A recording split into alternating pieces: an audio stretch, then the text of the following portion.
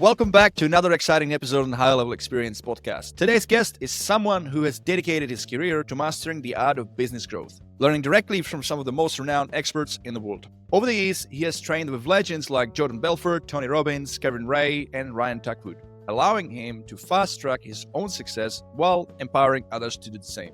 With more than 18 months of experience using and reselling HighLevel, he has bundled this powerful platform with his marketing services to help businesses find and nurture leads through AI-driven automation.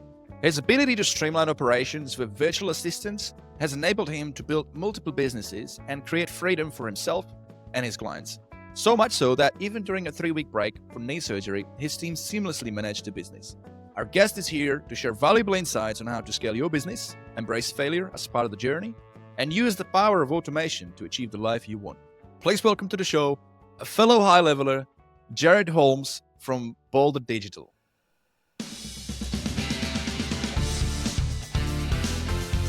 Hey Vit, it is great to be here, mate, because with an intro like that, I almost feel like I'm a superhero. I could start my own movie or something along those lines and be the main member of it. So that was very nice to highlight. Thank you, mate. Well, thank you, mate. Yeah, look, I mean, my mission is to make this, an experience, not just for the listeners, but for you, for the guests as well. So I'm glad that I've been able to do that. Mate, you've had an incredible journey, to learn directly from some of those like really influential figures in the business and personal development. Could you share how these experiences have shaped your approach to building and scaling business? Yeah, it's an interesting one, Vit, because when I look at where I was to where I wanted to get to, it's something that I never planned. So when I look at coming out of school, I went into being a glazier. For those listening wondering what on earth is a glazier, a glazier is someone from the building industry that works on things like anything to do with glass, mirrors, splashbacks, and things like that. And so I was doing that. I was doing it for like 10 years. And then my wife randomly called me one day and said, I'm pregnant with baby number 2. And I just had like this aha moment, right? Of wow, things are going to change. Because, even when you're having one child, it changes heaps. And so naturally I was thinking, gosh, is this enough? Am I actually doing enough to help out? And so after that news came through, I just knew that I had to make some changes. I guess doing that then led to falling into roles of sales. And I had no idea what I was doing there, like none at all. I just knew that I basically, the person that was offering me the role couldn't even tell me it was a sales role. They basically just said, oh, look, you basically just talk to people. It was a sales role, but get confused. And so I jumped into that role, again, 10 years glazing. And I went, if I don't get this right, I'm in so much trouble. Like I've got a wife, a child, a second child on the way. I have to make this work. And so I just obsessed over everything that I started doing. And that led to, in 2016, freaking out when I was buying my ticket to go and see Kerwin Ray, and paying for my flights to go up to Sydney and to go through that process. And then that was like my first big impact of learning from someone. And then I got so much value from that. I was coming home, me and my wife had gone up there together. We had all these great ideas and then that started it. And then we just started continuing that, right? We just kept on moving forward and going, great. Well, who else is out there? What other people can we kind of cut down this cycle to kind of shortcut it to get it to where it is? And so I guess that's kind of how it started. And I've just been doing it ever since, like Tony Robbins, whatever I can get into that I can see myself benefiting from, that's not only good for me, it's good for the family and it's good for every person that I work with within our businesses. Yeah. I gotta say, like, I used to go to these events a lot. I haven't been for one of these events for a while. I've been to Kevin Ray. I've been to, way back when I used to live in Sydney. So there was always, these happen quite often. And every time I went to one of these events, if the speakers were good, and most of them were at motivating, controlling the audience, all that, you really get like you just get a really good pump. Like you feel like new motivation. Everything is so clear, right? And then you take it into the business and it has a tremendous impact, like on everything, the way you almost like you 10x the effort because of just being at that event. Have you noticed that as well? It's incredible that the different things that you come out of that, because it's exactly what you're saying. I remember my last one, which was, I think last year, that I went up again to see Tony Robbins. And part of it was walking on fire. Now, the Tony Robbins that I'd done each year prior to that was breaking a board from home because COVID was a thing. And Yeah, right. so we all had to stay at home. So here we are literally now in a stadium in Sydney. And throughout the day, here he is doing a camera, pointing out, showing the fire and going, hey, later on, that's what you're going to be walking across. And I remember going up there with three of my buddies that are all in business. And it was super funny, right? Because you had some of us who were like, yeah, let's go. We've got this, And then here's one of my friends, Jacob. He's like, yeah, I've got this. And he's like, Tony Robbins is like, all right, now kick off your socks and shoes. And it was interesting because in here, he was like, yep, I've got this. I'm doing this.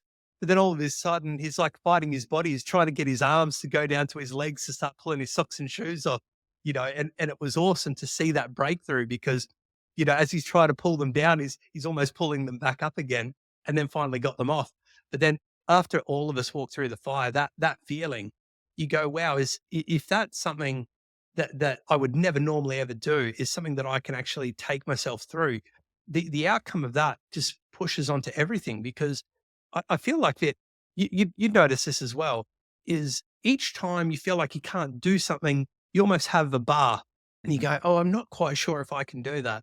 And then all of a sudden you go over that bar by doing whatever it is that you were trying to set out to do. And you're like, wow, like this is my new normal now, right? This is a new thing that I'm doing.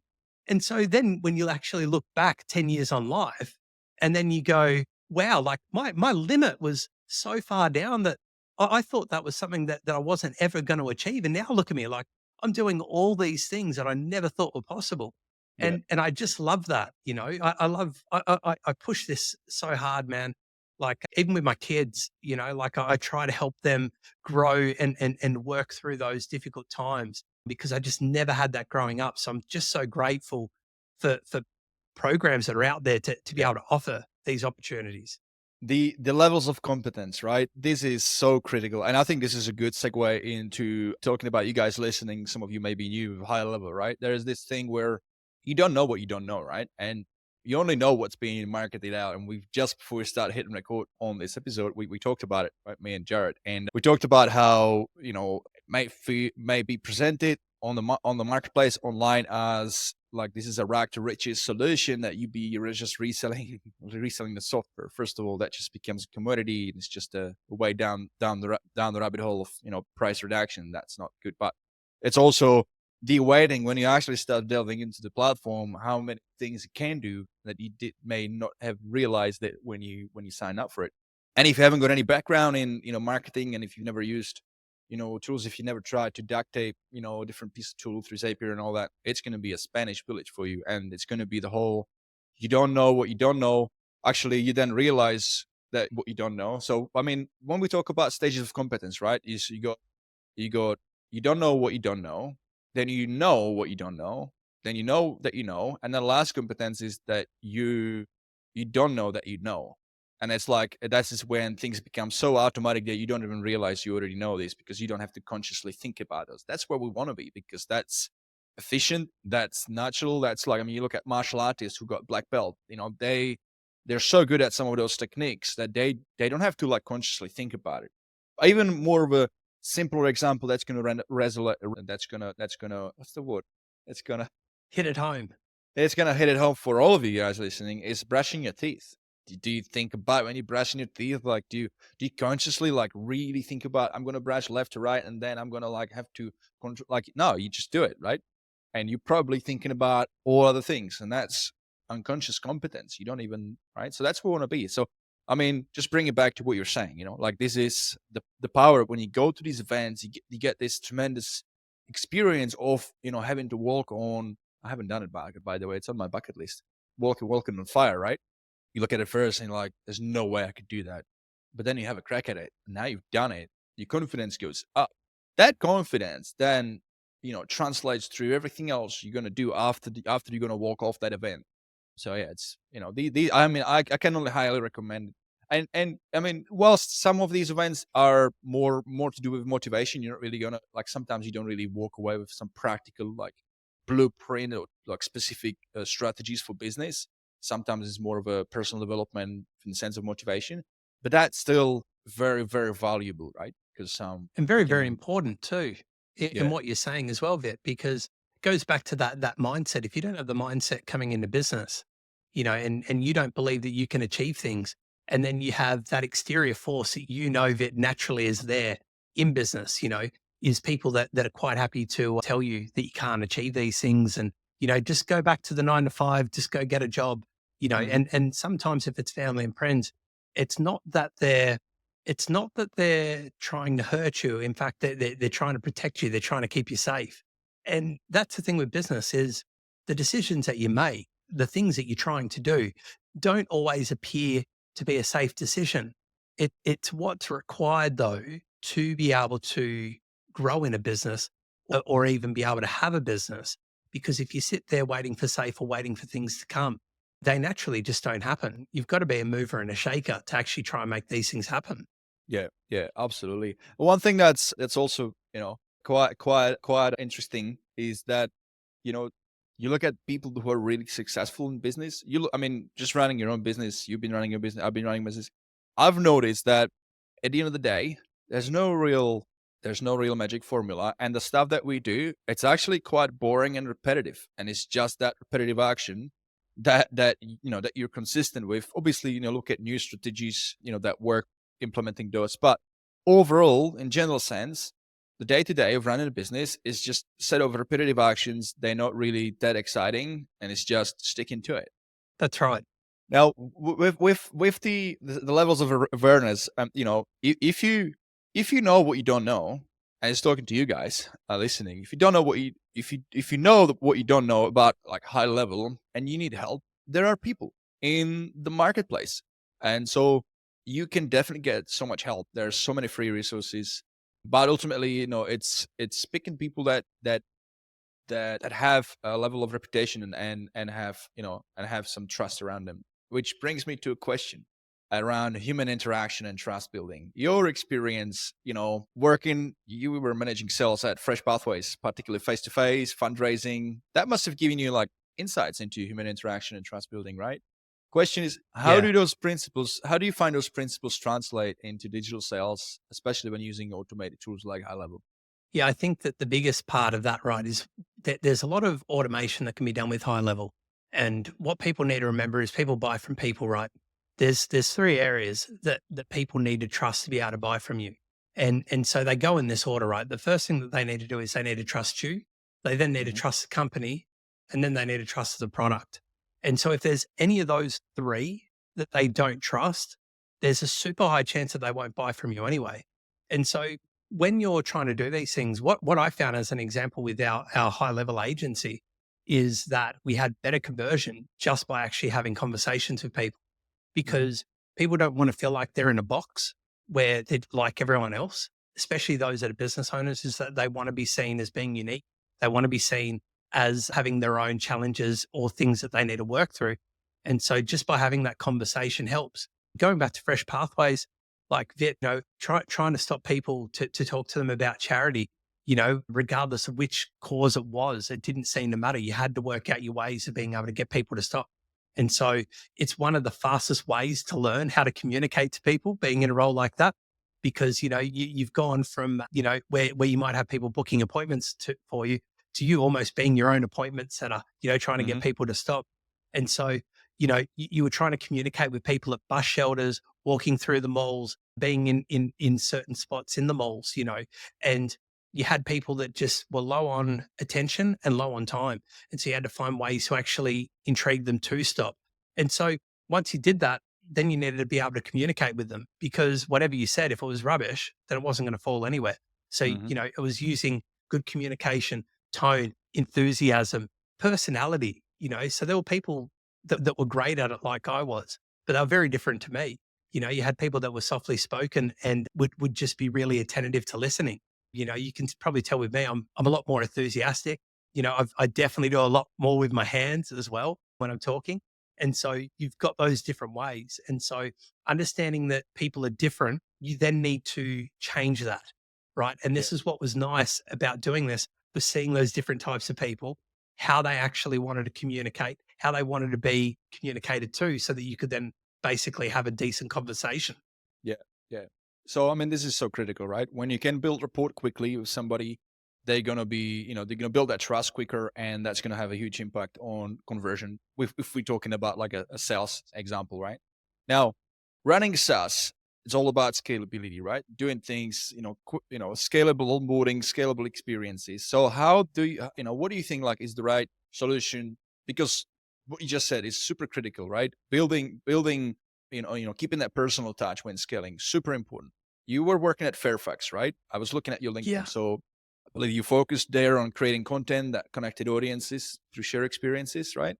Yeah. Yeah. What we did primarily there is we're working on marketing campaigns. So all things PPC, SEO, YouTube, Spotify, and basically finding the best fit for the business owners that we're working with.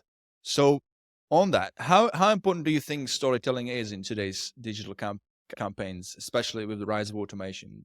And what do you think agencies can keep that? And how do you think agencies can keep that personal touch while scaling? Yeah, I think that storytelling is a great idea. It's something that also takes a lot of time. So Hmm. when you're trying to storytell, it's a long game approach, right? Because you've got to identify who you are, who you're trying to communicate to, how you help them, and you've got to go through a process of going through that journey of explaining who they are. So I think that storytelling plays a part.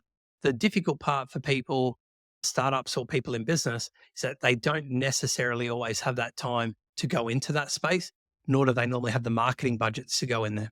And so typically what I find is rather than having storytelling as the focus. For example, like I work with big box retailers, like your biggest big box retailers in Australia, all the way down to your little local cafes, right? Here's the thing. The outcome was still the same. They want scalability and they want sales. The difference is their approach, right? One of them's got the budget to keep on doing call to actions and blasting it out. And so notice that their brand story is, we'll do you a good deal, but they've got the budget to keep pushing that. When you start looking at something smaller, like a little hospo business where, they're selling coffee for $2.50 average profit, that's the difference, right? Is you've got to be clever with how you do that. And so as something that I love as an example for Go High Level, which isn't storytelling, it's more the nurture piece, right? And so it's more how do we work on the touch points? Because you know this as well as anyone, Vit. People don't buy on the first interaction unless it's like dirt cheap or something that they know 1,000,000% is going to solve that problem. They've got a bit of skepticism, a little bit uneducated, they haven't quite done their research. And so, exposure to buying from a brand years ago, back with traditional media, was something like 4 to 6 touch points, right? Hmm. Super tiny. We're now talking about touch points where it's 18 plus, like you're breaking the 30s for touch points. Now, that can't be you, Vit, or me on a phone each day going, hey, I'm just giving you a courtesy call to check in, see how you're going. Make sure Bugger you haven't off. forgotten about me. Yeah. Correct. And so then we've got to start being creative. What Yeah. I absolutely love about High Level is that it gives you that capability to do that, right? You've got membership areas, you've got emails, you've got lead magnets, you've got text messaging, you've got funnels that you can offer to people, social media posting and scheduling in. So all of a sudden, you've taken someone that is spending money on advertising, where, let's be real, 3% of people convert. But then the other 97% that you've paid money for, where you've actually got their name, number, or email address, those are the people that you want to continue to nurture so that you can do that.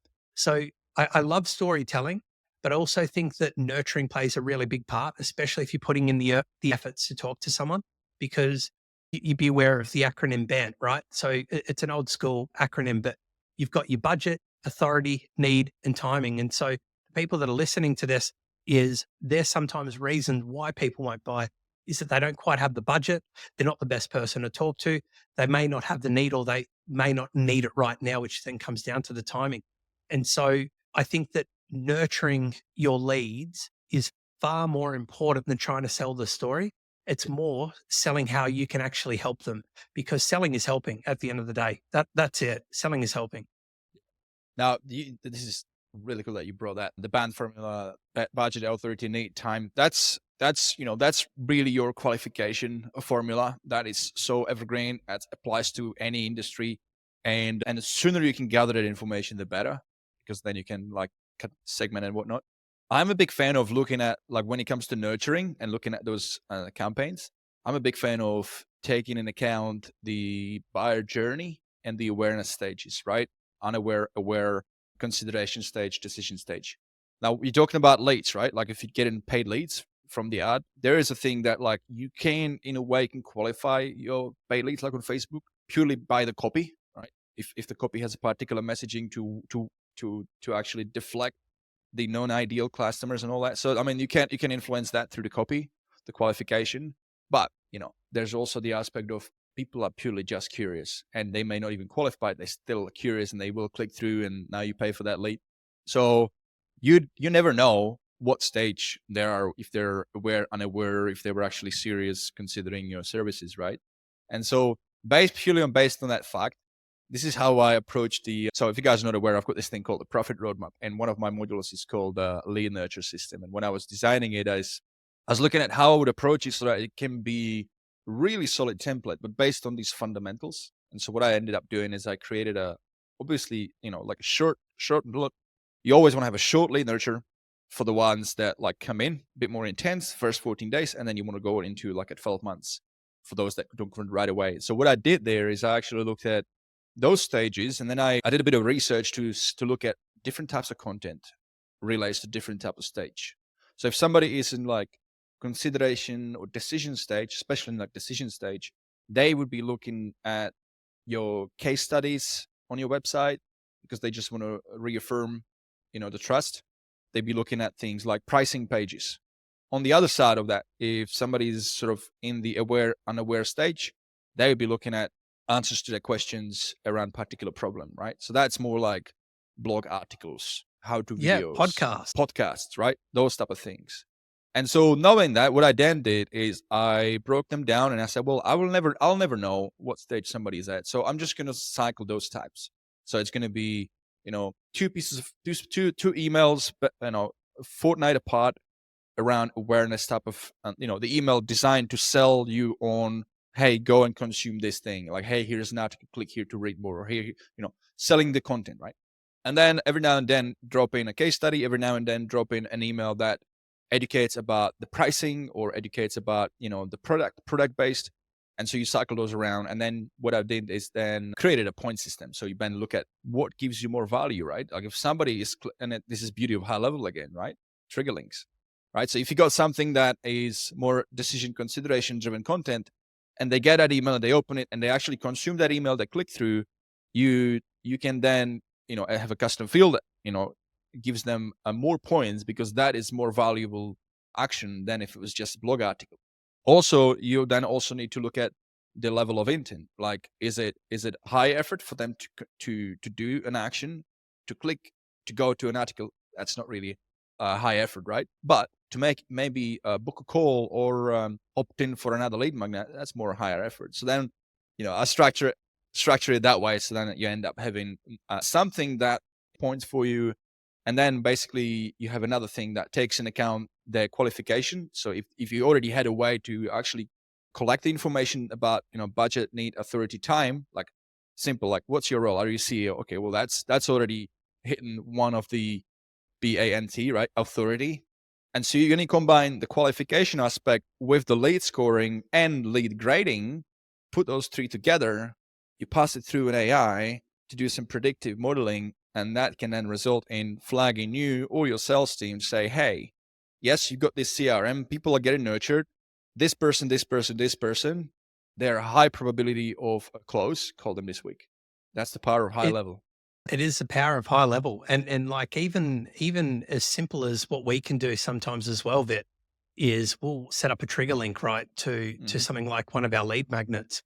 And then what we'll aim to do is the moment that someone actually opens it, we have a notification that goes to our sales team.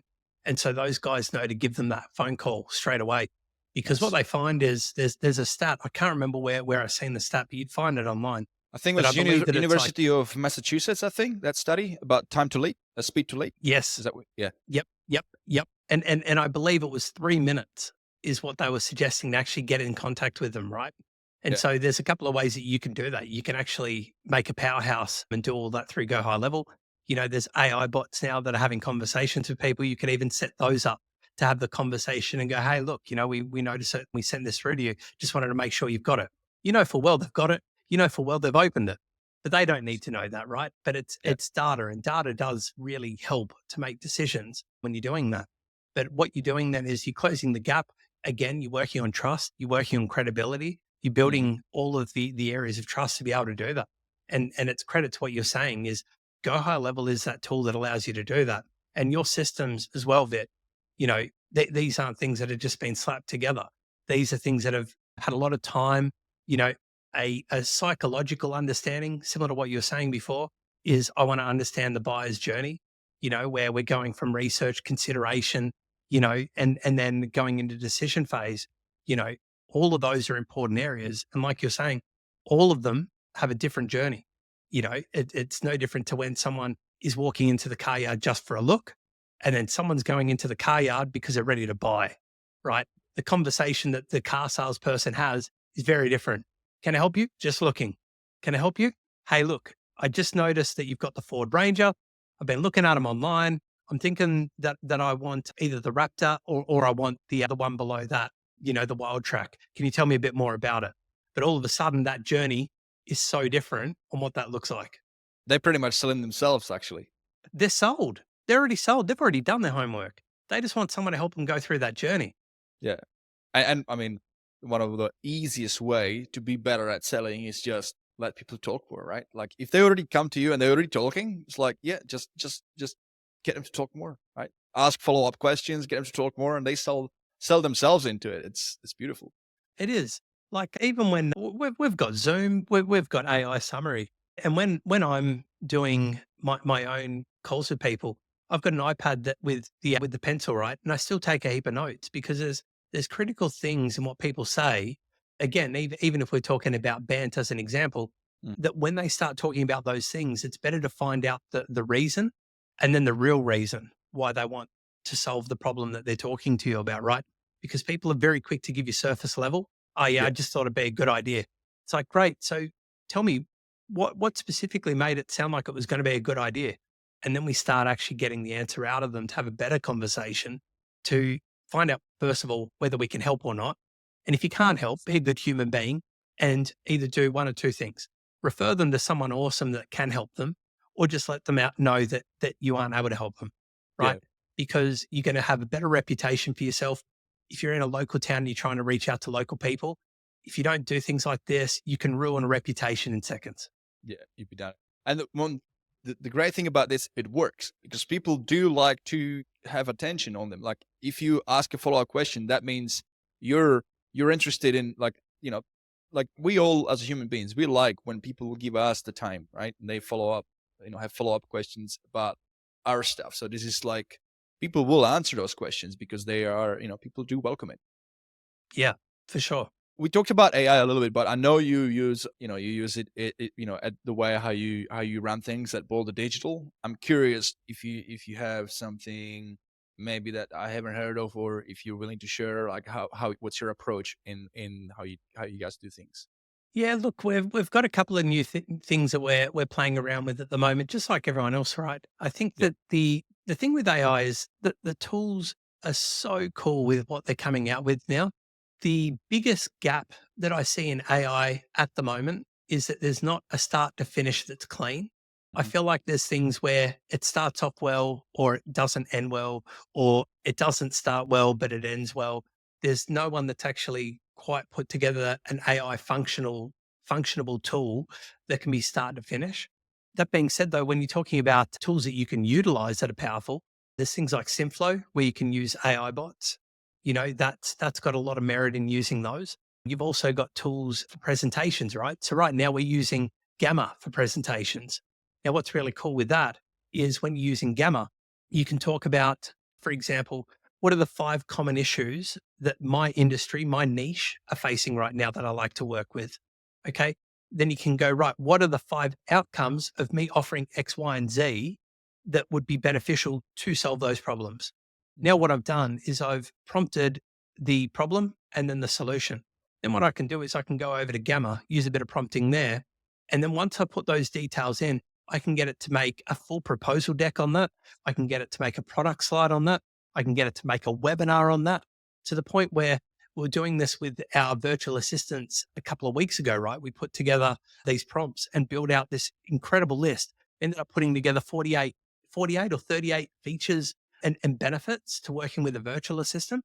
And then what we did is we programmed all of this into Gamma, and then it spat out this presentation, right? To the point where this was really like lucky, man. This was so lucky when this happened.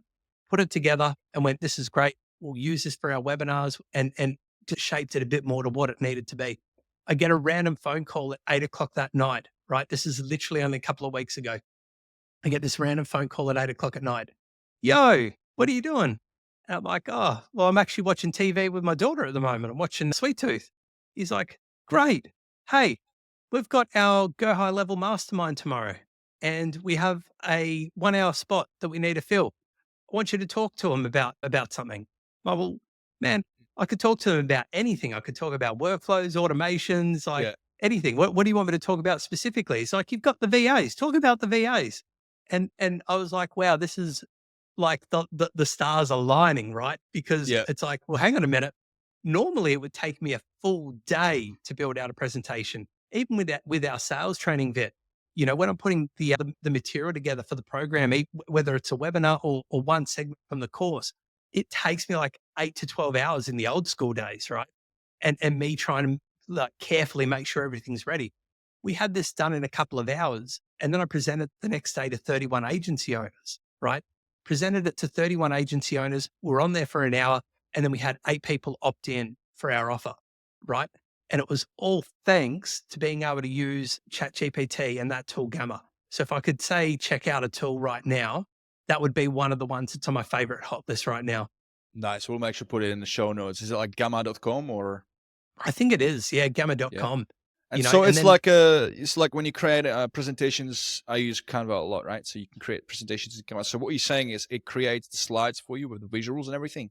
visuals and everything. It lays it out every page differently. It can color code. It uses AI imagery that actually is not crap. It's actually decent images that Okay, I are was going being to ask. inserted into there as well. Because you're like me, probably vet, is that you go, oh, okay, this presentation, what's it going to really look like? You know, we're going to have like someone that's a virtual assistant with one hand and 18 fingers, you know, because fingers have always been the issue Being a when you're man. trying to generate images for people for AI. And it just does it really well. However, to the point, if you don't love the image, you click on that Mhm. image and just go regenerate or reprompt it to redo it. And so you still have that flexibility to customize it, right? It's just most of the work is done. And you would know this bit that, you know, because you've got great branding with the way that you lay things out, and you're very specific with how you do your roadmaps and things like that you're sharing in your collateral. And that takes time. And so you don't often want to try and look at giving that to someone else. Like if you use Fiverr or places like that, they're massively hit and miss, Yeah. massively, you know, and then you might get someone that's really good. Then they fall off the face of the earth. And then you cry for a week going, I wish that I knew where they were because I really need this one thing done. And so you don't want to give anyone else a chance. And so this tool, like marketing and branding and presentation is a big thing for me. This tool, man, hits at home. It absolutely hits at home. And so, you know, going on there just on a free account, there's free accounts that you can get for this. If you prompt it well, it will actually give you a really good result. Yeah.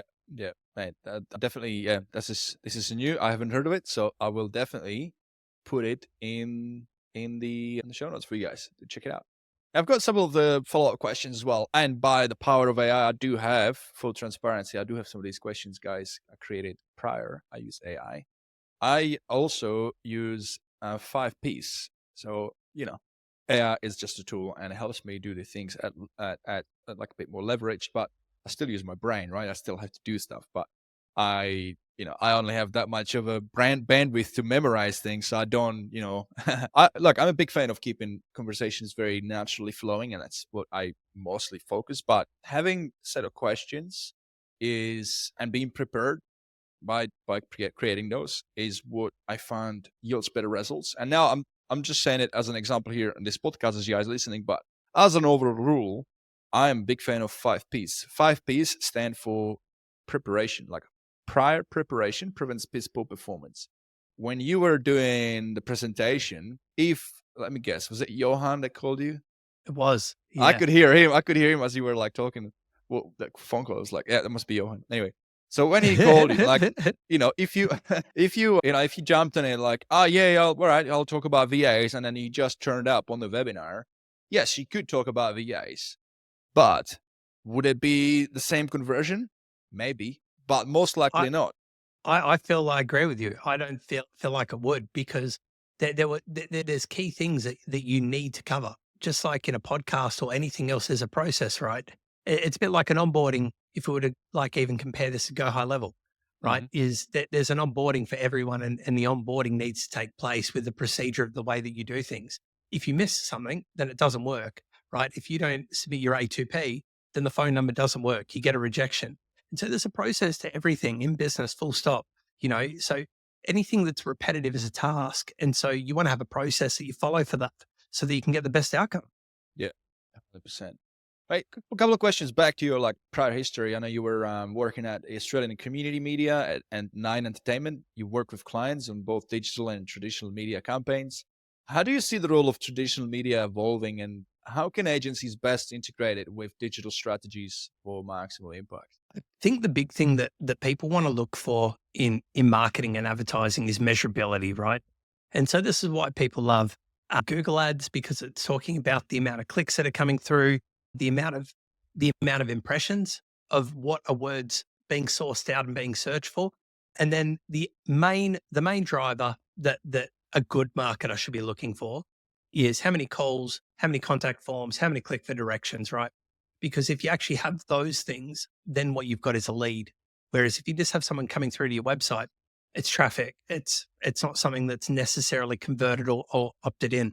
And so you can use those things as drivers to get people there, but you still need to create ways to get them to do more. And so this goes back to what we were talking about before, Vid, about nurturing lead magnets and low effort offers that make it very, very easy. Yeah. DM this word for this, text this word for this, reply to this email, yes for this, rather than, I remember working with a broker. They're like, we want to qualify people. It's like, okay, how do you want to do that? We want them to fill out a very simple form. Ran ads to their page, man. And we ended up seeing the form that they had. If anyone's actually gone for a loan before and seen the forms that you fill out when you're working with a broker, it was one of them. And I was like, they're like, we're not getting any conversions. I'm like, guys, there is a reason why you're not getting any conversions. No one is going to do that on their first date with you. No one's going to give you all that information. I'm like, we need to go in there with something low end. It's like, yeah, but we're giving them a calculator where, if they want if they want the results for the calculator for the best deal, they have to give us all that. It's like, you're saying that, but go on to another website and there's thousands of options for calculators where they go, great, give us your email, we'll send it through. Right. Then they've got all those people that are just putting in those, but then they've got a sales team that are then having those conversations to then see what they're doing, why it's important to them, why they need to refinance, why they want the Lamborghini, so that way they can actually then create the conversation, but it's got to start off small. So then when we're coming to like traditional media, ways that I see that you can digitize things now is using QR codes. Again, if we're talking to the Go High Level audience, you've got the QR code generator. What you should then be doing is putting that in your video content if you're running that on TV. Here in Australia, I think the most recent stat for TV media was that they lost 18.2 or 19.2 million on free-to-air TV, right? And it's because you've got Netflix coming along, Disney Plus. Disney Plus had a rate rise today that I seen online. So they started off at about $6 in Australia. They're now up at $16 or $17 now. And it's like all things is they start off small to get us started, to give us exposure, to then go, right, you've been doing this a while now. Now we can stack this up. It's no different to when newspapers went, we're not going to be selling newspapers forever. Like people just aren't going to buy us forever. We'll be able to stick around for another 10 to 15 years, but it's not a forever thing. So we need to think differently. And this is why the media, your newspapers went online, so that way they actually had a shot again at being able to do that. So they went with that model. It was free. You could read the news. There was nothing stopping you from finding out what was going on. they weren't making money from it apart from like their advertising positions on the website. They then had an audience that was slowly growing. Then a few years ago, in a lot of the mastheads, they then brought in what they call a paywall. A paywall is a hard stop on certain stories where you can't read past you can't read those stories unless you're a paying member. People carried on and went, "Oh no, I'm not doing that. That is like $3 a month. You're crazy. I'm just going to find it online." What they found is that they wanted the local news, and the people that were doing the best local news for that were actually the local newspapers. To the point, Vit, where I remember when they brought the paywall in where I live, and then the radio station was trying to do the updates on the news, and they're like, "Oh, what else is happening with that?" They're like, "Oh, well, we're not really too sure. It's got a paywall on there, so we can't really see what's going on." So you had radio stations that were taking the news that was being put together by traditional media like newspapers. Yeah. And so you've got to be creative now with how you do things. If you're running a print ad in a magazine, in a newspaper, any of those things, have a look at the day that you're running it, put a QR code in there, see if people have clicked on the QR or scan the QR code to go through to whatever you're sending them through to. And then the other thing to do is then have a look at your website traffic on that day, right? I remember that we're doing this for a swim school. We had this educational piece that was talking about pool safety for toddlers. We found that those people had a website with us. They were averaging about 200 people coming through to their website a week. On the Wednesday that the article ran, it had a huge spike that showed that we had an additional 1,800 people come through to their website on the day of that print, right? Completely abnormal. But that just shows you ways to try and measure it to go, am I actually getting my money's worth by doing that, right? So there are ways that you could work with traditional media to kind of work into that space. But ultimately, depending on whether you want to target local, whether you've got a specific audience, because as an example, a fun fact for you, Vit, is if you're talking about the online newspaper audience and then the people that read the hard copy newspaper, did you know that the crossover of that audience is only about 6%? No, I didn't know that. But I mean, it makes sense. If somebody, like the older population, they probably just want their coffee and read the paper, right? You've got it. Whereas you have some people that go, well, if I advertise in one, I'm reaching everyone. Like if I'm a newspaper, everyone's seeing me online. Everyone's seeing me because the people online are reading it as well. But that, like you said, it's not necessarily the case. And so when you're using traditional media, you need to really hone in on who it is that you help and the people that you work with to then work out, first of all, if the audience in that traditional media is actually going to be a good fit for you. So if you're talking about radio, it might be that you've got one radio station that goes for an older audience, and then you've got another one that's going for a younger audience. So if you know that your audience is younger, there's no point in paying $1,500 for each one of those platforms when you could focus more of your attention just on one to get more exposure. Either save that other $1,500, or put it into something else. Yeah, 100%. Also, everything is going to be more dialed in, like by focusing a niche audience. As a simple case in point being this podcast, right? This podcast is highly specific. It's for you guys listening. Mostly, you should be high levelers. I mean, it's in the name. I try to keep the communication about the podcast pretty transparent. Everybody understands this is for high levelers, for agencies. Yes, there might be some edge cases. People are curious, whatever, but it's pretty focused. And so, because of that, I've been able to attract sponsors like our sponsors that we have now, Extendly, Hey Levi, Level Up Marketplace. So, and the other thing is volume, right? I mean, there's a difference if you're targeting general public, which is then like you need higher numbers, to something specific where it's not really about massive volume, it's about the specificity, because that our audience is so specific, so dialed in that anything you're going to offer, you're going to have higher conversion because it's going to resonate more, right? Correct. And then the other thing is credibility as well, right? Is you could offer something free in and out on Facebook and then people get skeptical about it because the brand trust isn't there. You could then do something free on a local TV, radio or print publication, right? And people would take that more seriously because it's a highly trusted source in their local area. If you've seen, is it New Age, like the big national newspaper over in the States? What kind of big paper have you got there that's a big credible paper over in the States? What would that be? What states? I'm gonna be thinking like the United States, like where Superman is or something. You're asking the wrong person, bro. I'm not a. Yeah, I know, but we've got people that are US listeners. So I'm just trying to think. This is where it would help if this was live. You guys could. Yeah, we don't know. absolutely. If you know, let us know. Drop it in the comments. If you're watching on Yes. YouTube, drop it in. We want to know. That's right. So if you were to focus, if you to flip it back and then look at the local paper in Australia, as an example, there's the Sunday Herald, right? Yeah. The Sunday Herald is one of the biggest players for newspapers in Australia. And so when you look at that, if you had a full page advert that you paid for saying, hey, I'm offering this, someone would take you up on that offer. And so what this then identifies is the brand credibility of what you're aligning to matters. So, like, for example, I can jump on podcasts for sure, but I don't want to jump on podcasts with people that might be shifty, that people don't sit well with, that don't align with my values, that aren't good people. And so, like, this is why I'm excited to jump on this call with you, Vet, because we've got a lot of synergy. I see you as a good person. I see you as a helpful person. And I believe that in business, that's what it needs to be. And so we've got that brand synergy that is about that. And that's what I like about this. And so when you're talking about newspaper or any of those things, you're aligning to something that's credible, but you still got to make sure that your offer is good enough for people to take action on. Because people go, will this work for me? If I run this on radio, will it work? If I do it in TV, will it work? If I do it in print, will it work? And I go, well, first of all, your offer needs to not be shit.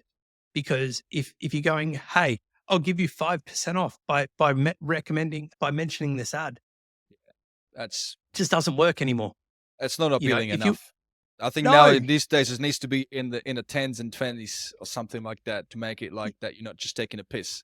That's right. And like, man, have a look at people that haven't changed their model. They've just changed the way they're doing it, like McDonald's. Remember, if I remember with my nan, my nan and granddad, my nan's a Greek, my granddad's a Pom, and came over to Australia. They came over with nothing, right? And so every dollar meant the world to them. So I remember being like in a local shopping center where there's a McDonald's in like a food court, and my nan's got the Macca's one pager. Do you remember those that then had all the deals across them, like buy one Coke, get one free, buy a 50-cent cheeseburger or whatever the case I've seen may that be. before. Yeah. And so she used to be like, "Oh, what are you having tonight? The Big Mac? Okay, Granddad, you can have the Big Mac." And she'd tear that one off for him. And then I'll have this and I'll have that. Now, the thing is, the way that McDonald's are doing it is the exact same way. It's just now it's on a phone. It's on an app. So you get the My Macca's app, you start buying stuff and getting points, I'll reward you from that. Okay. That's something that's a bit newer.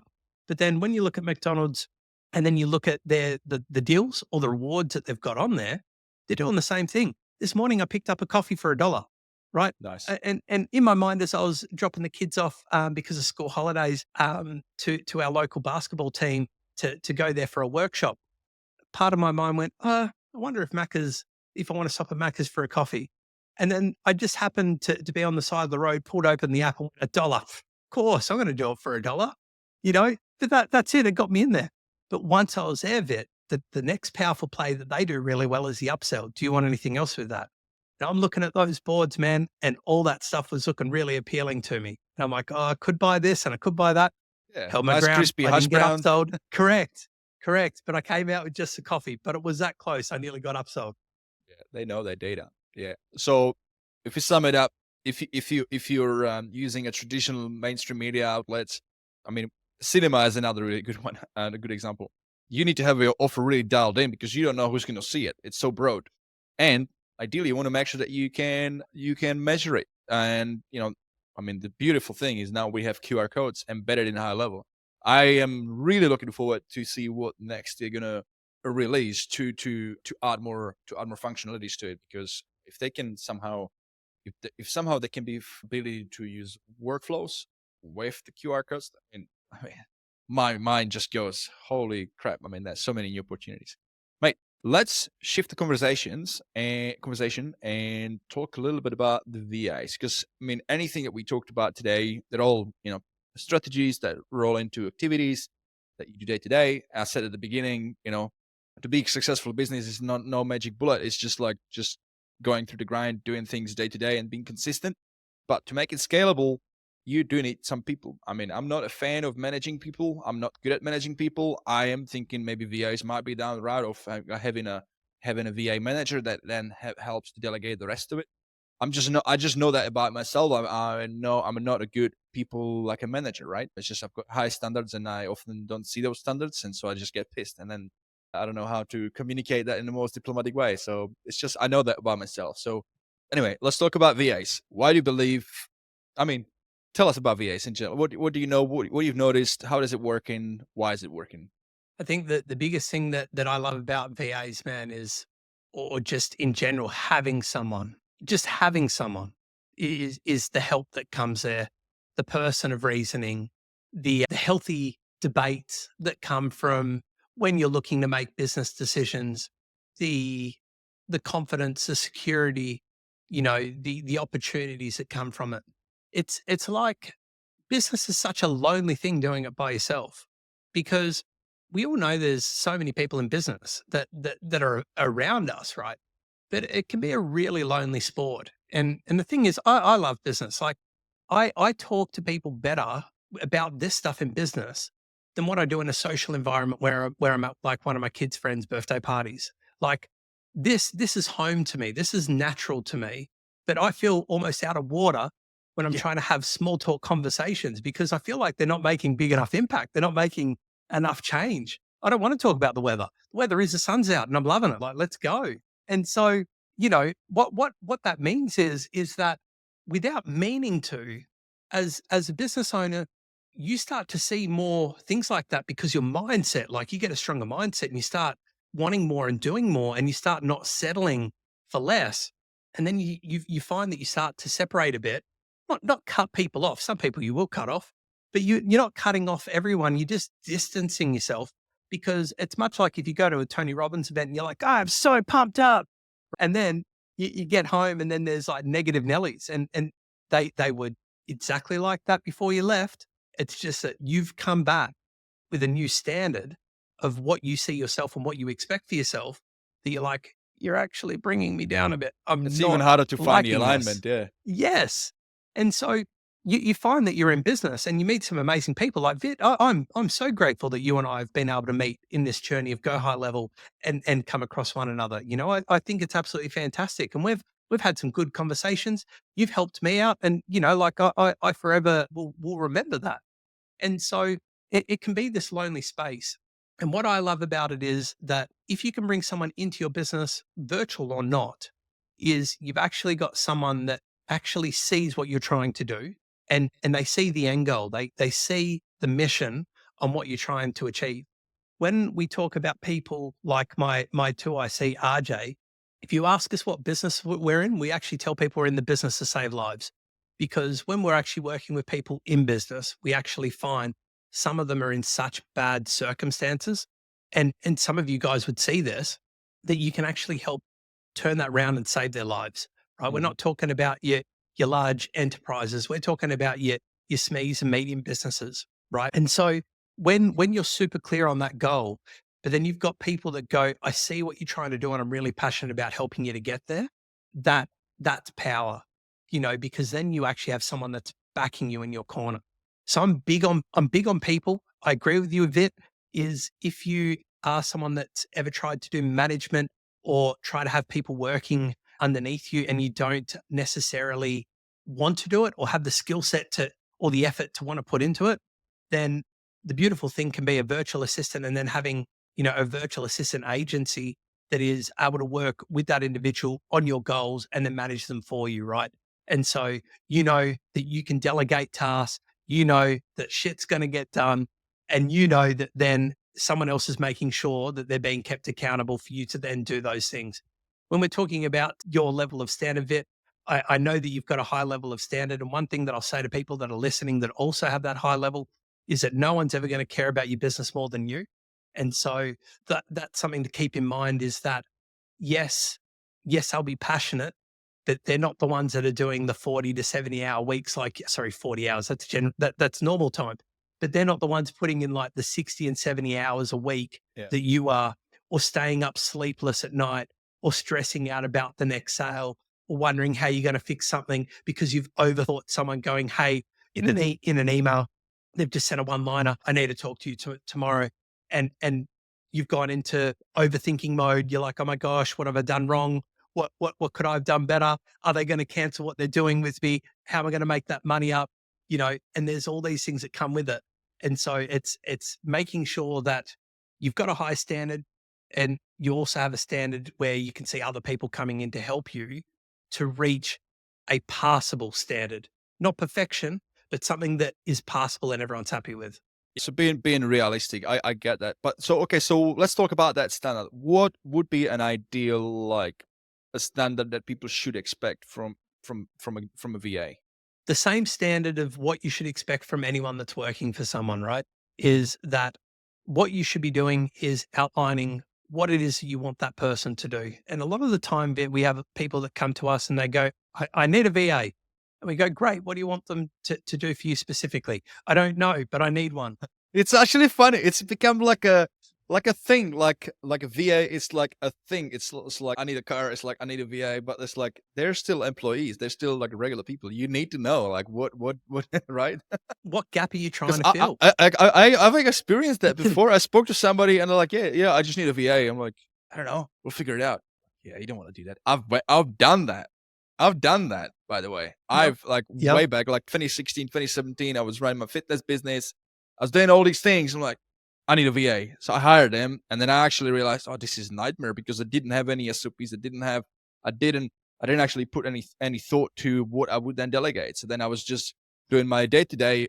And then on top of that, I had to figure out how to keep them busy. And it's just, you don't want to go down that route. I personally think you don't want to go down that route because it's not the right route. You want to have things prepared and lined up. What is it that you're going to need to be delegated? And then you hire them. And then ideally, if you have SOPs prepared prior to that, then the onboarding becomes even more scalable because it doesn't take too much of your time, right? I'm probably stealing away your thunder, what you were going to get to. But Vit, I'm so happy that you said that because that's exactly where I was going to go, man. Is that when you take a step back from what we were just talking about and going, right, where do I start? It's going, right, well, what you need to look at is SOPs, because if you've got a procedure on how things need to be done, that means that it's repeatable. And it also means that you've got something that you can then share with other people that then are brought into the business. The big thing, Vit, is when we're looking at people, they're going, all right, well, I don't know what to do. Like, I don't know what to get my VA to do. And the big thing is having an SOP, having a procedure, because the first thing you can do is have a look at the things that are repeatable. What's one of the main things that people do when they first get up or go into the office? They check their emails, right? Mm-hmm. If you're checking your emails, one, massive time killer. Two, you can sit in that for at least an hour at a time. And three, someone else should be doing that for you, right? So to battle test this, what I do is I wake up in the morning and I have a look in my emails, and then I've got things that need to be actioned, things that need to be replied to, things that just need to be read, right? And then the other thing, junk mail. You'd be happy to know, Vit, yours doesn't fall into junk mail, right? But the benefit there is, think about the time that takes for me then to go through that. I can literally go through my phone. I've then got everything tagged, all color coded, and I can go into there and go, right, what are the things that I need to look at? And then all of a sudden that saved me time, right? If you're looking at certain ways that you do onboarding, you might have it in your head how you do an onboarding, but then if you then looked at the details of how you do that onboarding, there is a procedure of how you do that. And again, this is something then creates an SOP. So then once you've got that SOP for that, that means that can then be shared with anyone. Someone that's a VA, someone that's not a VA, someone that's working right beside you. But SOPs are super critical in a business. It's so different to when you're working in a business, like we've got Coles and Woolworths here, your retail shops, right? When you go into those and they do the training, they have training books. Why do they have training books? Because they know that the shit that they're putting in that book is either a question that you've got or a thing that you need to understand going into that business, right? And your business is no different for those that are listening. Is the way that you run your business is a procedure. And so people then go, all right, well, I don't know how to make an SOP. I don't know how to make an SOP. So I'm stumped. I wouldn't even know how to start. The best part is, one, VAs would be able to help you with that. Our VAs create SOPs. But two, there's this great little app called Loom that most people know of. And what I love about Loom at the moment is you can, for example, like talking about Go High Level, this is really, really cool stuff. You can go through what you've made as an example. It might be a really intensive workflow to a landing page to, a payment being made through Stripe and all these things, all these different tags, all these different custom values, all these different trigger links, right? Then what you can do is you can open up Loom and go, right, these are everything inside the sandbox of what I've made here that I need to cover. You then go through it and you just record it. You're like, okay, so I'm going into this workflow, and inside this, the trigger starts with this and this tag, this. Once you've finished that, it now has AI in Loom. And one of the functions in that is create an SOP. The SOP in that is bloody incredible. Absolutely bloody incredible. To the point where I've actually seen when I'm making stuff with SOPs, and then it's looked at what I've done in that video and then made precautionary notes that I didn't even think of. Holy Right? shit. Now, when you're doing that kind of level of SOP and it's additionally adding things in that you weren't considering, these are things now that are minimizing errors for you or your team members, or again, SOPs, if you're doing membership areas and you're giving free trainings to people where you're using this. So as an example, we train our VAs. We've got a Canva masterclass that we purchased for those guys to learn from. What did I do? I took each one of the trainings, I uploaded it into Loom. I then said create an SOP on each one of these videos. So now we have a visual that's going through showing them how to use it and understand Canva. We've then got people that are the type of people that are better at reading that stuff that can then read about it. We've got our precautionary notes. And so we're ticking all the boxes, because then we've got for people that want to watch it, read it, or hear it, right? Now, what's cool with this is now I can take every single one of our VAs, put them through that, and I don't have to do it anymore. Think about when you onboard someone, think about when you bring someone into your business, what we like to call the honeymoon period here in Australia, right? Where that person literally gets leeway for 6 months or more to get their shit together for a job. You hire someone from the Philippines that has the skill set that you're looking for, you insert them in on day one with that skill set, and they already know what to do. It's just that they're fitting in with your business and its model and the way that you like to do things with your processes. Miles difference. So Yeah.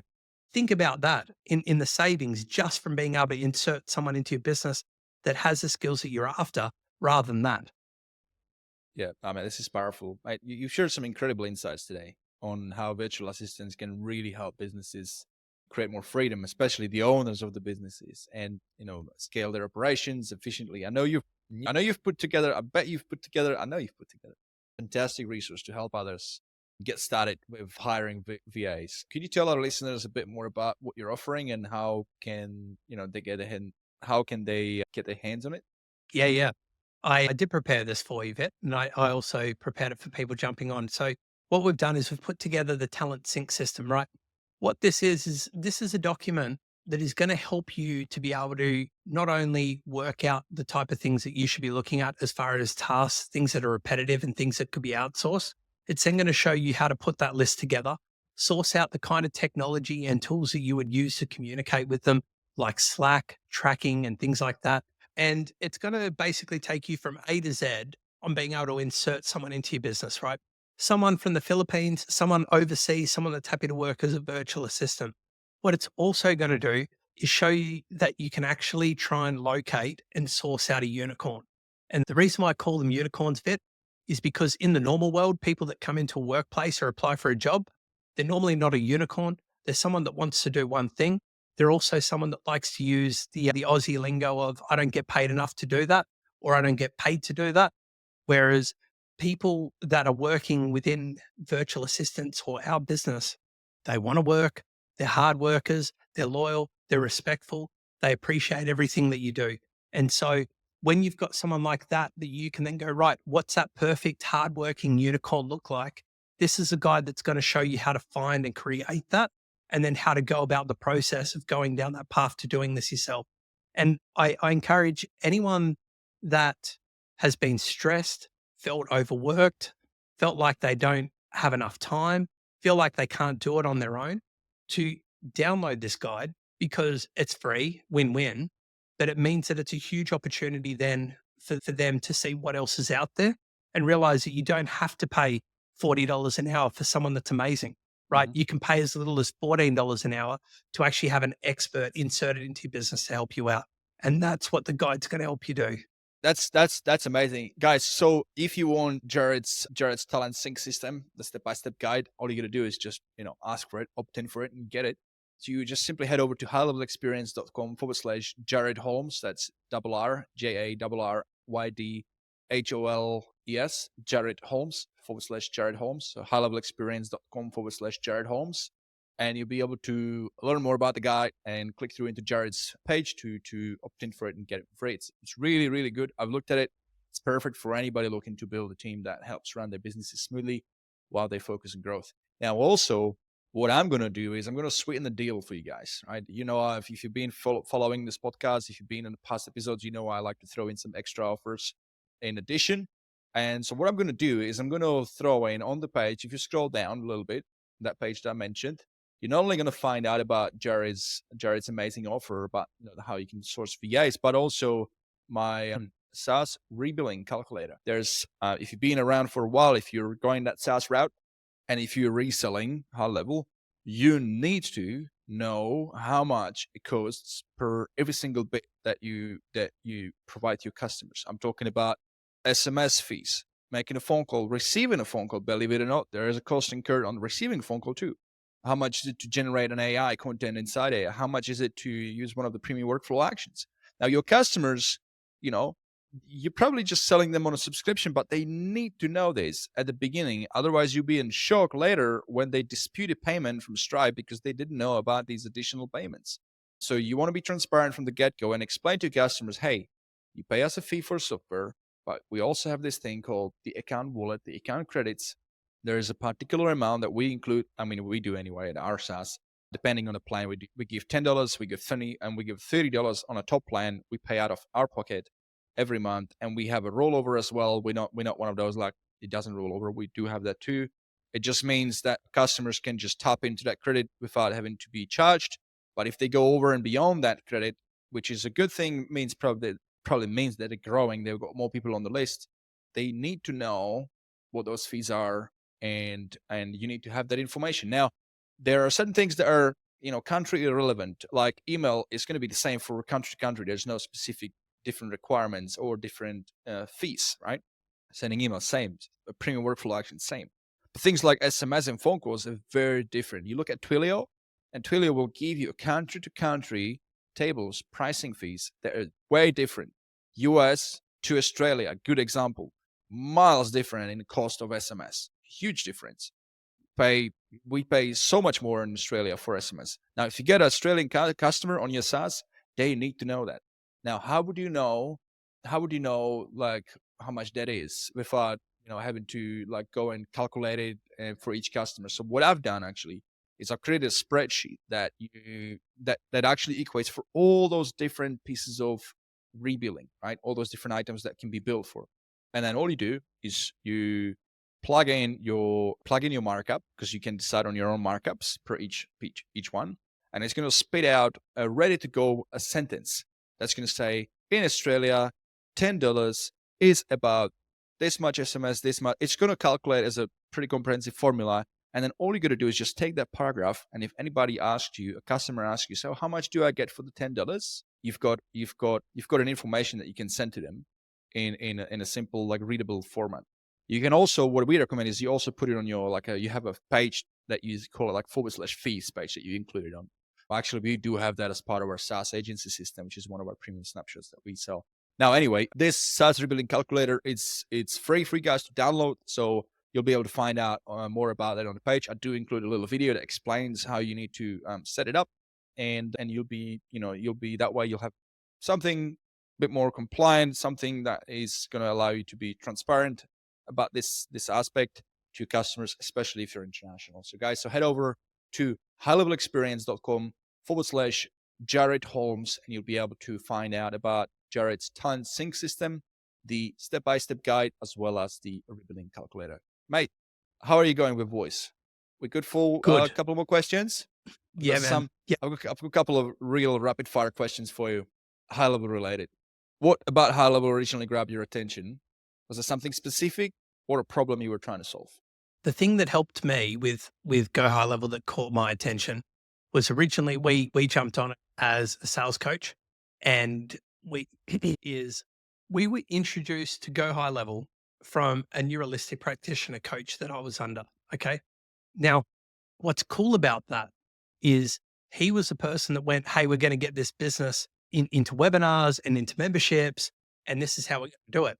And I'm thinking, what tool is going to be available to do that? And then that's where we're into Go High Level. We started using it. We didn't feel like we were getting as much support or growth that we needed for the tool and what it was doing. And we went, bugger this. There's such an opportunity to share this with everyone else. Let's do it ourselves. Nice. Excellent. What is your favorite feature of HighLevel right now and why? Oh, that's a hard one. That's a hard one. I think the biggest thing that beats everything is the fact that you've got your automation. It's tested, it's true, it's been there from the start. But the power of the automation and how it then has the ecosystem of all the different things that are available in Go High Level, that's what I love. Because I actually think that level would actually be a bit of a flop if it had all of the cool things that it offers, but no way to get them to speak to one another. So I'd Yeah. say that it's automations. Yeah. This is probably the most common answer. And it's so so amazing. I mean, the fact that the data in the CRM is so intertwined between the features as well, and everything comes together through the automations, and we can then do and pass on that data to not just the other tools in the system, but externally. It's definitely incredible. But speaking of automations, there are other developments and things that are about to be released. Some of them we know they're on the roadmap. Some of them are maybe looked into by the team. I think they've got like 800 developers now, so it's incredible. What are you looking forward to most in the future, high-level future releases, and why? The thing that I'm looking forward to is the AI functionality in Go High Level. And the reason why I say that is it goes back to what I was saying before, that I feel like there's no start and end finish of AI where there's something that's complete. With Go High Level inserting AI into it properly, which, as an example, they've started doing some AI chatbots and things like that. When they are at that point where they're able to bring it in, it means that you're going to be able to integrate it into your workflows and your other things that you're doing and really build that out. And so the opportunity I see there is significant. I guess one thing that I'd love to see, which has nothing to do with Go High Level, is if they're bringing in AI chatbots and things like that, is finding another operator, another provider other than Twilio, so that we've got better lines, better communication, and then lower fees. Because I feel like that's something that's a bit of a cost killer for something that originally, when we're talking about AI, is so cheap now to be able to embed and use. It's still the traditional is probably not the right way, but word, but the older things that are still holding it back from being as cheap as what it could be. Yeah, no, that's true. And I know there are some solutions, some vendors like my CRM Sim that's got pretty powerful solution, but it's only it's not a full end solution because it has its limits, but definitely beneficial on the cost. You guys should check it out, by the way. It's pretty cool. All right. So on this podcast, we also have a segment called The Beef, where we discuss constructive, highlight constructive. It's not to diss anything, but constructive feedback on a high level, particular features to improve the platform. And, the idea here is to help shed a light on a few things that may be frustrating and that maybe it's more people that are experiencing it and give it some upvotes. This is something you can't do, unfortunately, through the main community. It's against the rules to promote your own upvotes. They take it down. I understand why.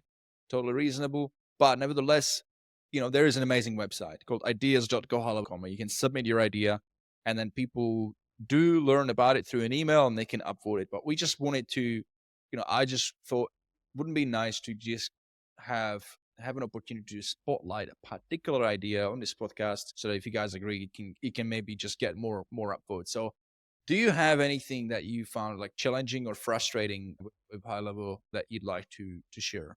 Now, before you go into that, the rule is you will have to then submit it on the ideas board so that we can share the link. I love that. Right? Because you can't just go, oh, yeah, that's kind of shit. Well, have you submitted the idea for it? This So if would you be haven't, nice. if you haven't done it, it's okay. You can do it after this episode, after the recording, and we'll add it in the show notes. Go for it, mate. I think that the biggest beef that I have with the system is that it's got a huge capability for being able to do something like email marketing extremely well and compete against some of those bigger players that are already in that space, like instantly as an example, right? And so you've got all this incredible functionality that is activated through workflows to work with other things within HighLevel. And I think that the biggest issue that we have right now, and things that you've addressed in the past as well, Vip, and you've made videos to try and help navigate other agencies through this when those changes were happening with emails earlier on in the year, right?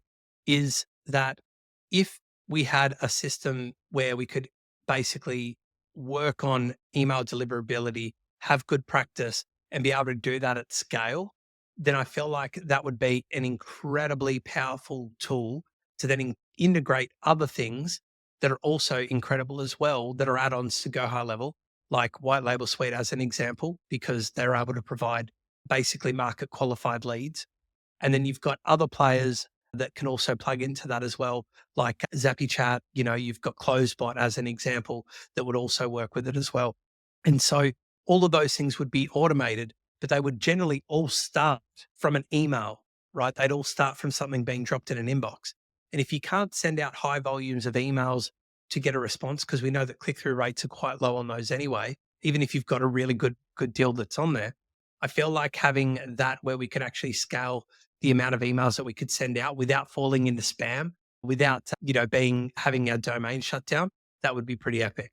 So we're talking about cold email. I mean, the nature, just purely by the nature of it, it's always going to be high risk. So, and the devil's in the detail on this particular idea. So, like you mentioned that if there were some tools to be able to do email better and increase deliverability. So, I feel I want to defend at high level a little bit right now, as you said it, because there are some pretty comprehensive reporting they've added now on the visual. Because I mean, there are emails you can send through workflows. There are emails you can use the snippets, but then you've got the real full-fledged email for newsletters, the visual ones, and they've introduced the stats, and they've also introduced the ability to see whether a particular email made you money. And I know that there is also a reporting through settings on an email on an overall reporting on per domain that tells you a little bit. I'm just trying to find out, like, just to better understand where you're coming from. Is it the big thing as well, right? Is knowing more on an open front on how far you can go with how many emails you can send out before the domain reputation's damaged and you start ending up in spam. Because there's being respectful with your outreach efforts, right? You don't want to just take 10 million emails and then send them out to no one. What you do want to do though is you want to know who your client is that you want to work with. Could be videographers as an example, right? The thing is that if you're working with videographers and you're offering SaaS, there's a good chance that you're going to do that outside of your city, right? Where I live right now, there's 108,000 people. My market is not where I live. My market is everywhere, right? Around Australia, in the States, Canada. And so when I'm able to niche down on my market, that means that when I know the job position or the industry that those people are in, I want people in that to be able to do it. And so to do that, when we're talking about email marketing, is we want to be able to do that en masse. We don't want to be limited to sending out 10 emails a day, because 10 emails a day is going to have very slow cut through in regards to if you could send out 50 to 100 or far more than that to those specific people. I don't think it's fair to try and spam people. And this is why there's A2P laws with SMS, right? In the States, not so much here in Australia, but we still have very strict guidelines in Australia not to do the wrong thing and not to text people without permission. And so email, if it's a business to business, right? If we're reaching out to a business, businesses do business with business, right? So having the email deliverability and having the scalability to be able to reach out to more of your clientele in a larger volume would be ideal, and knowing that you're not ending up in spam. Because I don't believe that with Go High Level, there's any way to even identify whether your emails are still dropping into someone's primary inbox or if they're falling into spam. Because if you're falling into spam, that's where you would then want to start looking at what you need to change to then increase your sender's reputation. Yeah, I mean so there is a thing that can be flagged through the workflows. That's by the way, that's only if you're using the LC email system, not if you plug in your own mailgun. I think the big distinction is cold email to an unsolicited list, even if it's B2B, and an email list that you've built because people opting in, because that one doesn't have limits because people already want it to be on your list. But if it's cold email, the rules is 50, and that's stretching it. I would say more like 30 per email address.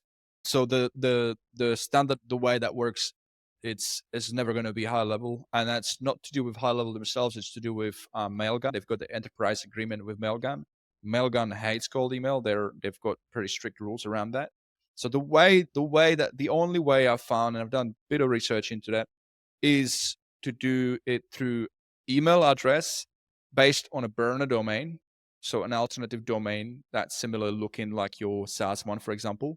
And you set that domain with a reputable provider like Google Workspace. So you need to pay for Google Workspace. And per domain, maximum of 3 users. So you have 3 Google users, so you pay for 3 spots. So you have 1 burner domain, 3 separate email addresses. Per each, you can send about 30 emails a day once you warm it up. Right? So this is where Instantly is really good, because it's purpose-based software that's specifically like built on that. And you make your connections, you plug in your addresses in there. It starts the warm-up process. After a certain period of, I think, at least 14 days, you can start to use it to send out outreach messages at scale. I spoke to Johan or Walt about this. I'm like, I haven't really been using HighLevel Suite through, so I said, I'm using Instantly instead for cold outreach. But then Johan's like, we've never promoted cold outreach. It's different because you're sending out any offers to a bit more tailored audience. So you can definitely do that through HighLevel, but that's still has its limits. This is not for scale. So you're talking, when you do it at scale, definitely Instantly. When you're thinking about doing a cold outreach to like 20 businesses a week, yeah, easy. You could do that through HighLevel. Yeah, but you're going to run into those limits. So that's the clear distinction. So I think, and look, I've done a big investment into this. I've paid. Now, the way you do it, by the way, with the Google Workspace, you want to go through something like an Indian resellers, because that way you can get the Google Workspace per user down to about $2 per user, as opposed to Australia is like, it starts to add up. Like I end up right now, I've got about 50 emails on the back of 15 or so burner domains, variations like stand out from the pack now, stand out from the pack go, whatever, right? You want to make sure, by the way, that those burner domains, you've set up a redirect to your main domain, because people do check that domain. And when they get like, there's nothing worse. And I don't understand why these rookies do this. They send you this unsolicited email, a cold email, and you want to check out their website, and you go there and it leads nowhere. Yes. It leads nowhere, right? So yeah, I mean, that's a whole another topic. We could go on and have a full episode on cold email. I'm not an expert. I've done a lot of research. I've invested in my setup. I've got it all going in Instantly. Still warming up those domains, by the way. I haven't actually I've done one campaign, and then I just got real busy for the rest of the year. So I've just been paying for it. Actually ends up being, what am I paying? I'm paying like $400 or something a month, because it's Instantly, plus I'm paying for all the individual accounts, and I've got about 50 of them. Yeah, I mean, it adds up. But by now, I mean, the reputation on those must be like squid clean. I've been warming up for so long. Yeah, mate. The other part though as well, bit, is like the cost effectiveness of that as well, right? Because if you're running Google ads or social ads, you're paying a minimum of $1,500 a month to get good traction, right? So what you've just said to those that are listening is that you've already warmed up your domain, you've got multiple domains, you're able to send multiple emails, and you're still able to do that for under $700. What am I doing? Hang on. So I've got 50 or 40. Let's say 40. And my goal is to keep it on the lower side, so like 25 emails per. So I'm sitting about 1,000 emails a day when I'm ready, right?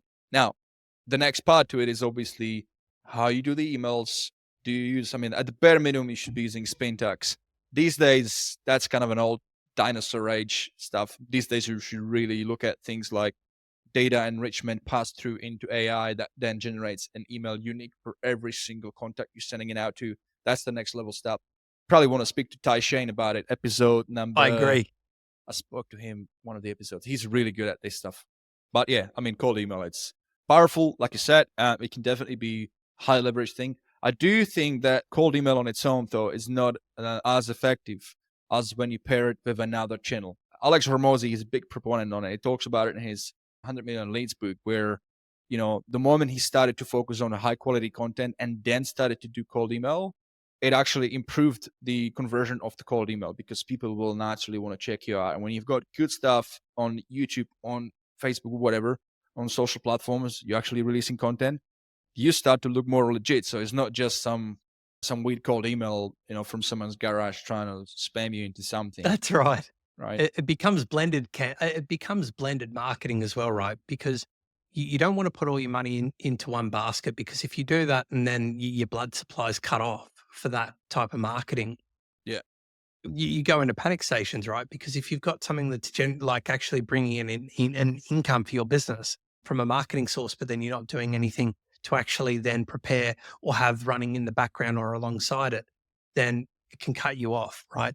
And once you do that, you've got to act quick. You can make shitty decisions. So it's always good to just look at what else is out there. So if you're looking at doing this stuff, I agree with what you're saying, Vit. You should still be doing social media. At one point from October through to January, we were posting 6 times a day. We broke the algorithm and we went from 4,000 likes on our page to just under 10,000, right? And it was just because of the consistency of doing that. But then again, if we relied on that like a blood supply, it came March and then it just stopped overnight. We didn't change a thing. We didn't change how we're doing things. We kept it the same, and then it just cut off. And that's what can happen with when you're using different ways to market. Whereas if we only use that as our source of income for our business, we'd have been screwed.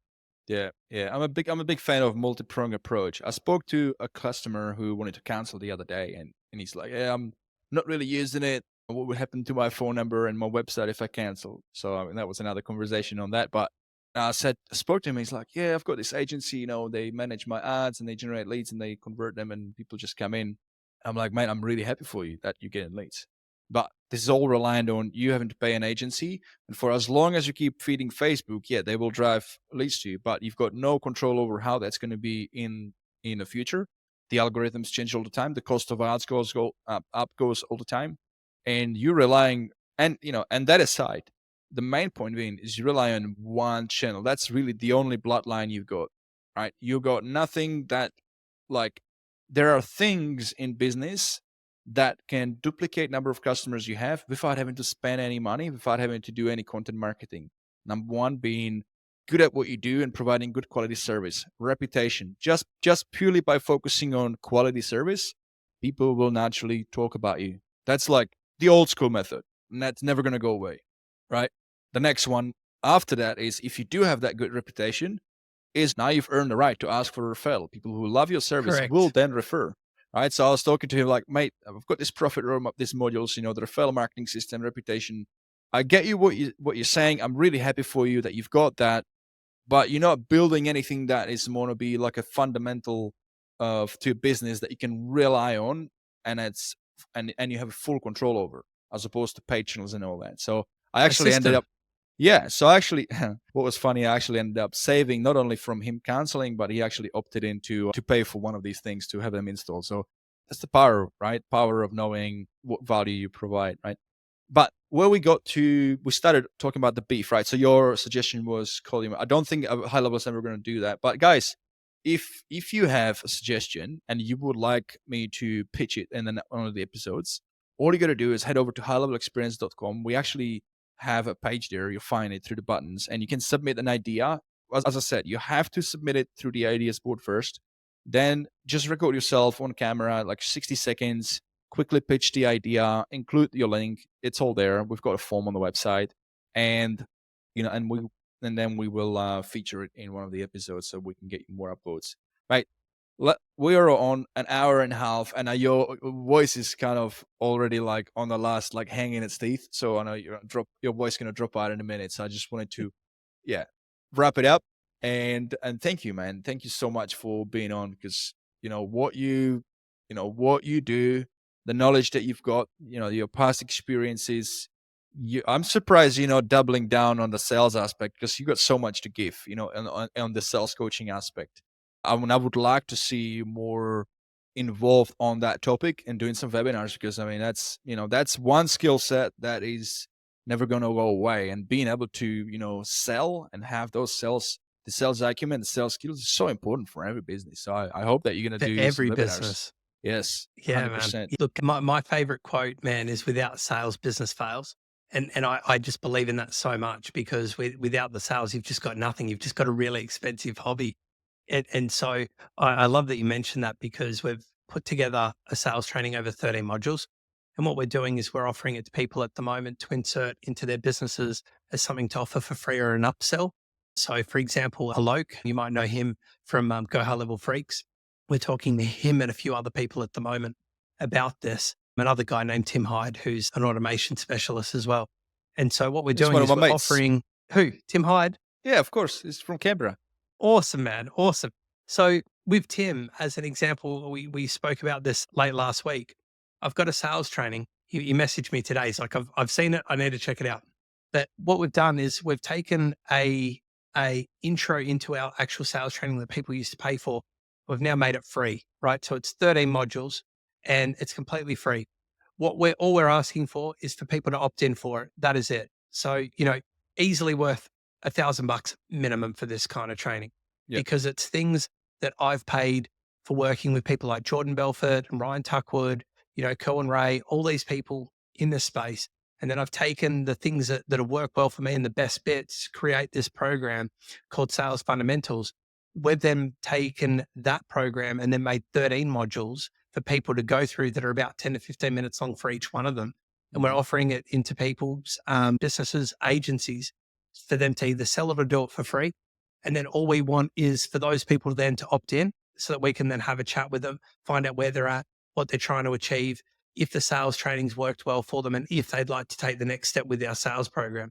And so that's kind of something that we put it together, man, when I was on my flight home from the holiday on the Gold Coast and went, how do I give more to people to really show that we know what we're talking about? And I was reading Alex Mosey's $1 Million Leads and I went, we'll give it away.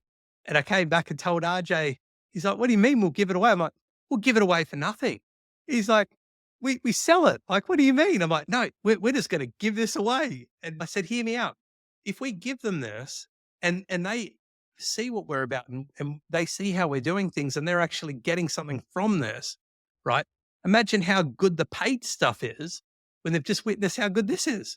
Yeah. And so this is what we're starting to do. So if you know anyone in that space that's got offers that want to be able to bundle that in, would love to have that conversation. You've been holding on. I mean, this whole time I've been talking to you before we started recording, what we're going to do, what the offer is, and you've been holding on me. I mean, this is like the best kept secret. We are 100% we're going to, incorporate it. I've got some offers that I would definitely want to incorporate this. And if you guys want to check it out, we'll add it on that page as well. What do you think? We'll add an information how you guys can opt in.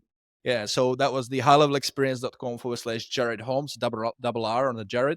You'll also find out about let's go back here. So you're going to find out about the Talent Sync system, which is the complete guide to hiring virtual assistant from Philippines. You're also going to find out about my SaaS rebilling calculator. Now, you're also going to find out about this sales training program. So guys, definitely check it out. HighLevelExperience.com/Jarryd Holmes with double R on Jarryd. And Jarryd, mate, thank you so much, man.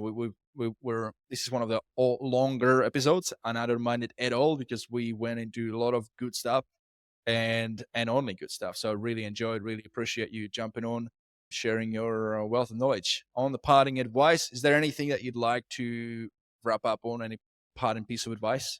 Man, I think the big thing was that I've had an absolute blast, and I appreciate what you're doing to help out the actual Go High Level community. I think that what you've put together with these podcasts is very special. The different opportunities of systems that you provide in Go High Level is also very special. I think that my parting word to people is don't worry about the naysayers. Know what you want to achieve, and then go and get it. If you don't know how to go and get it, find the people that can help you to go and get it. Find the people that you can actually ask to get into your corner.